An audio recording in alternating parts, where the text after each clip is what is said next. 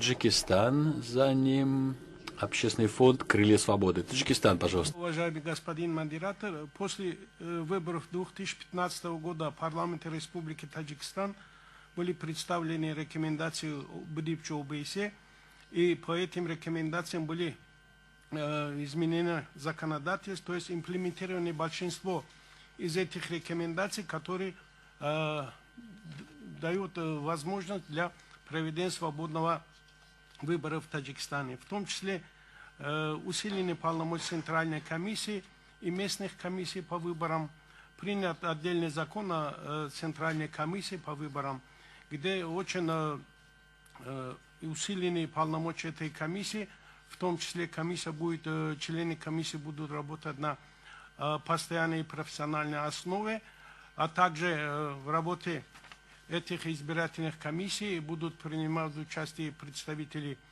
политических партий на совещательном голосе, путем совещательного голоса.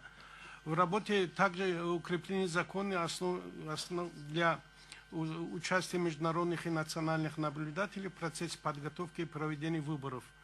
Также совершенствуются такие законодательные акты о проведении свободных и прозрачных выборов. В следующем году в Таджикистане будет проведена выборы и парламента, и президента республики. И в связи с этим хотел бы пригласить в том числе БДИПЧ ОБСЕ и других структур, а также представителей государств-членов ОБСЕ в качестве наблюдателей за этими выборами. И еще хочу сказать, у меня время есть, уважаемые, здесь были высказаны некоторые даже оскорбительные слова в адрес Таджикистана.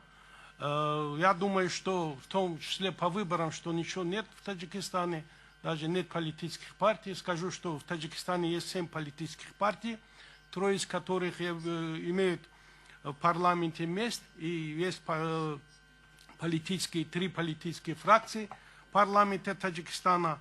И эти организации, которые в том числе и группа 24, они являются в Таджикистане признаны экстремистическими, террористическими организациями.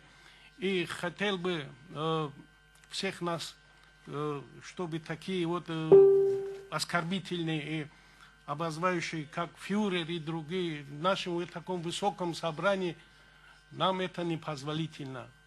Не надо вот превратить это наше собрание для мести и так далее против правительства. Мы тоже государство, полноправные члены ОБСЕ, мы тоже думаем, что здесь это трибуна для цивилизованных людей, которые могут... Прошу вас завершить выступление. У вас будет возможность воспользоваться правом на ответ в конце заседания.